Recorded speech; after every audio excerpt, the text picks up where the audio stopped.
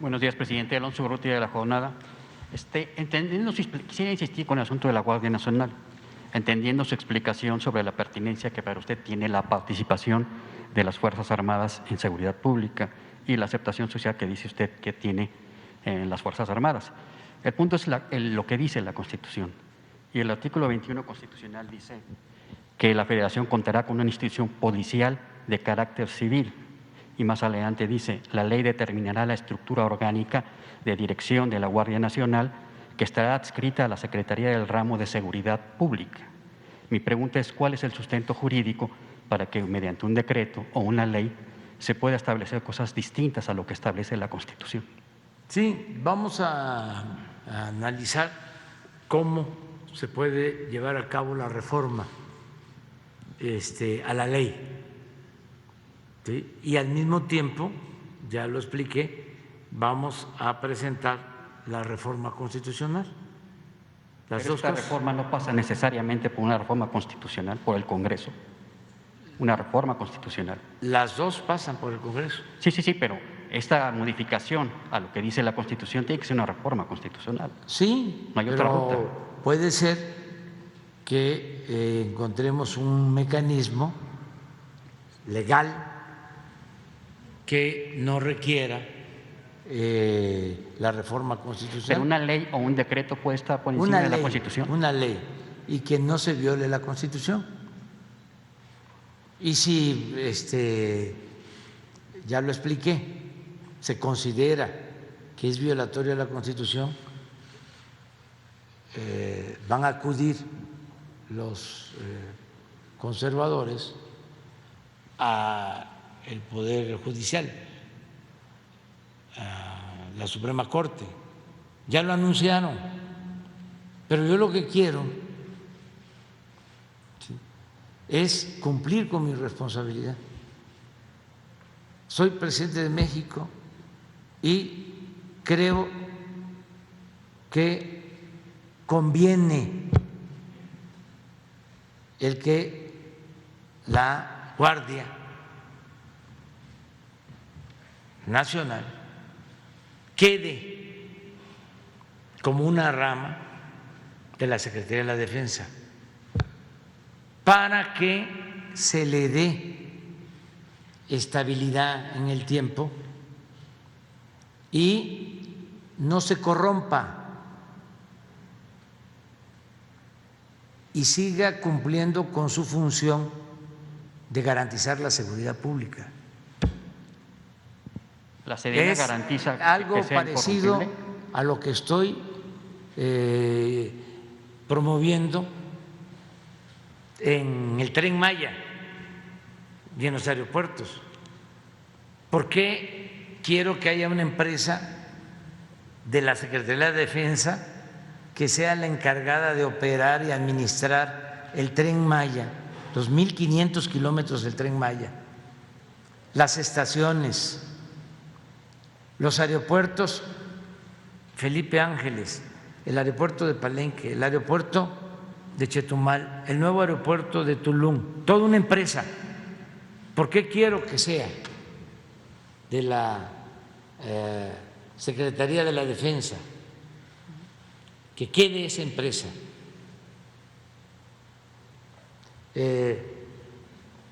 Lo primero es porque no quiero que se vaya a privatizar en el futuro.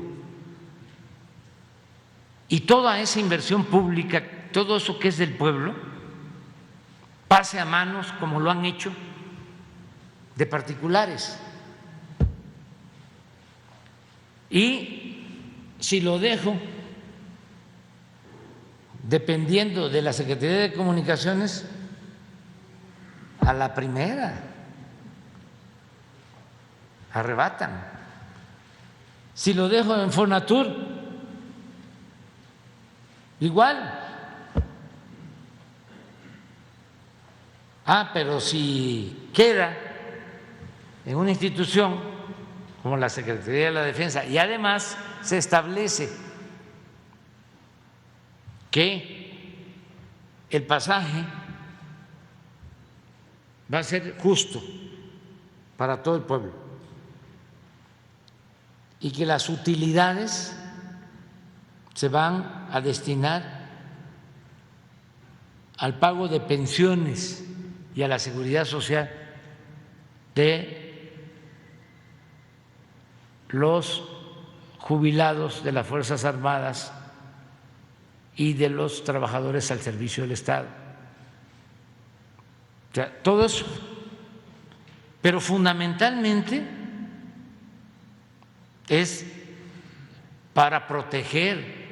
Es que son depredadores, corruptos. ¿Qué hizo Salinas? Es que de veras no debería yo de estar hablando de estos temas, pero Salinas en un año entregó 20 bancos,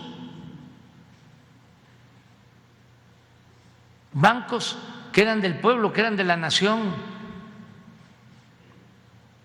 Simularon subastas, ya se sabía de antemano a quién le iban a dar un banco. Como se quedó enojado Roberto Hernández porque a él no le dio Salinas o no ganó Teléfonos de México y le quedó a Slim, el primer banco, para contentarlo, le tocó a Roberto Hernández, que están ahora vendiendo de nuevo, Banamex, y simularon de que era una subasta. Entonces participaron para comprar en ese entonces Banamex 3 o 4 banqueros o empresarios o traficantes de influencia. ¿Qué pasó con lo de Banamex? Pues ya llevaba, ¿sí?, el propósito de entregarlo a Roberto Hernández. El que quedó en segundo en esa subasta, y lo pueden revisar, a ese le entregaron Bancomer. Hicieron también lo mismo, otra subasta. Bueno, cuando venden Bancomer, también participan 3, y el que quede en segundo, porque ya estaba hablado, le entregan el Banco Internacional, y así. Pero acabaron con todo. Si se logró rescatar algo, porque la gente decidió este cambio y no les dio tiempo de llevarse todo. Es como el que entra a robar a un banco, hablando de bancos, y se mete a la bóveda y lleva un costal, ¿no?, y empieza a tirar dinero al costal, a embolsarse todo, pero pues suena la alarma y se lleva y deja tirado ahí, no se lo lleva todo. Pues así fue, sonó la alarma y dijo la gente ya, y con lo que nos dejaron, con eso estamos sacando adelante al país. Entonces, este ejemplo que pongo de lo del Tren Maya es para proteger de que no vayan a venderlo. El caso de pasar la Guardia Nacional a la defensa, pues es proteger.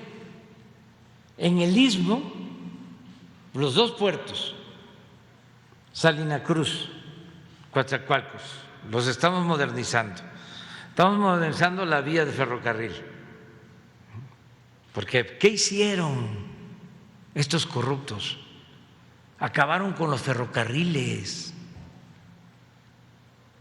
que eran parte de la historia de México. 150 años de ferrocarriles.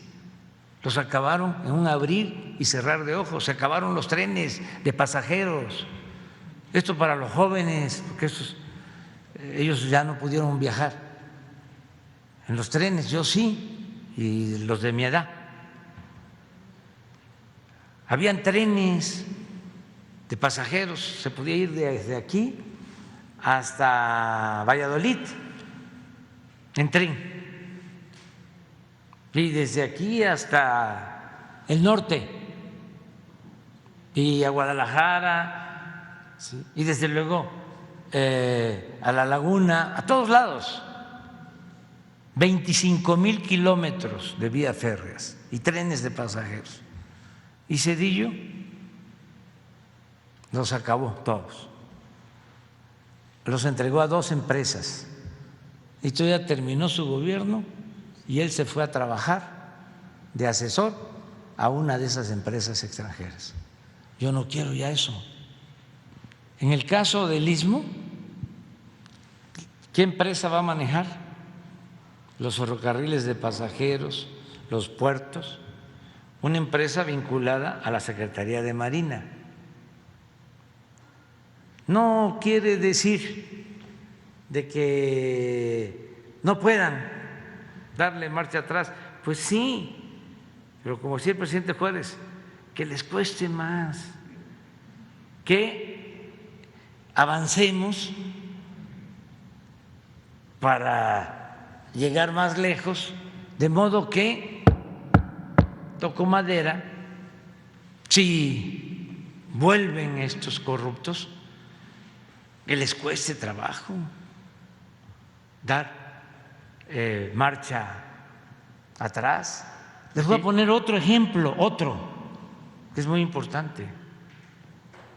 Propuse una reforma a la Constitución para que la pensión a los adultos mayores, la pensión a discapacitados, niñas y niños, las becas a estudiantes y la atención médica y los medicamentos fueran gratuitos y que se convirtieran en derechos constitucionales y que además esté quien esté en el gobierno no puedan quitarle presupuesto a estos derechos y que cada año se vaya incrementando. Logramos esa reforma. ¿Qué creen ustedes que hicieron los de un partido conservador, que ni quiero mencionar? Votó en contra, nada más que no pudieron. Y ya está ahí, en la Constitución. Presidente, entonces me voy a ir y puede llegar quien sea, pero ya es un derecho constitucional. Les va a costar trabajo quitarlo, porque aunque les parezca increíble, hay conservadores que se oponen a la pensión al adulto mayor, que se oponen a las becas para estudiantes, porque esa es su naturaleza. Presidente, pero en el origen